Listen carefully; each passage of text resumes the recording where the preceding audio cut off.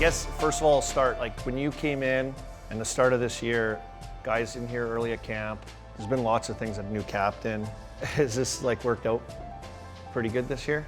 When I first came in, I knew that you had a good group because you could tell these guys were hungry. They were tired of whether losing or not being successful for whatever reason. And so for me, the buy-in was pretty easy, especially having a guy like him.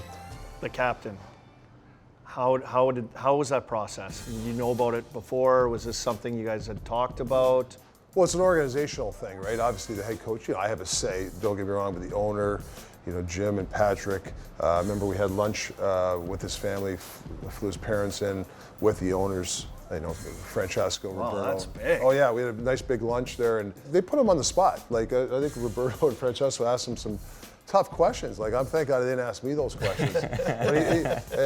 He really had some really interesting answers. And and the one thing I love about Huggy is that he's real. It was real. There was no right or wrong answer. It was just what he felt. But I think he's done a really nice job for us this year. How do you feel through it? How have you handled it, I guess, coming in? And you're in Vancouver. Yeah, well, obviously the winning helps. I feel bad for Bo. Bo leaves, and we were losing all those years, and I come in and we're winning. But I have guys that I can lean on. Petey and Millsy and Myers and Ian Coles of the world, and I still feel like a young guy. I'm 24 years old, and for the most part, I've just tried to worry about my game, and I think I've done a good job at that.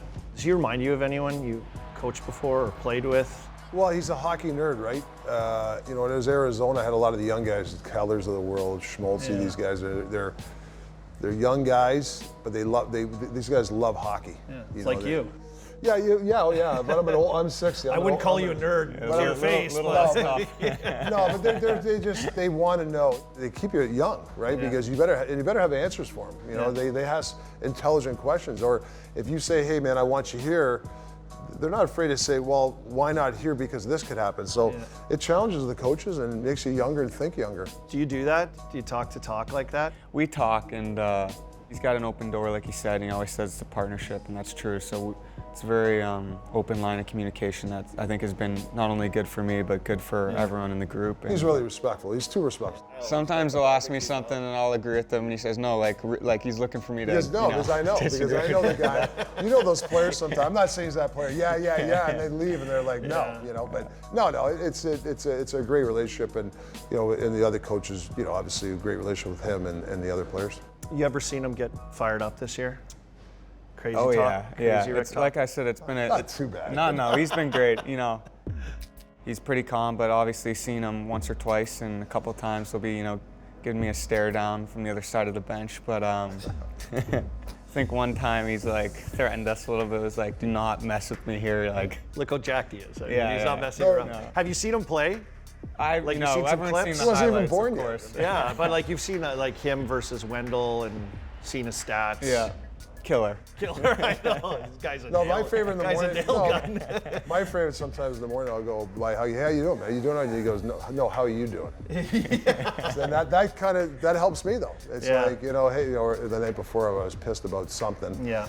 It was basically, "Hey, man, I got this." And I like that. I like that he does that. So don't worry, we got the room. Don't worry about it. So it's awesome. Good. It's good. It really is.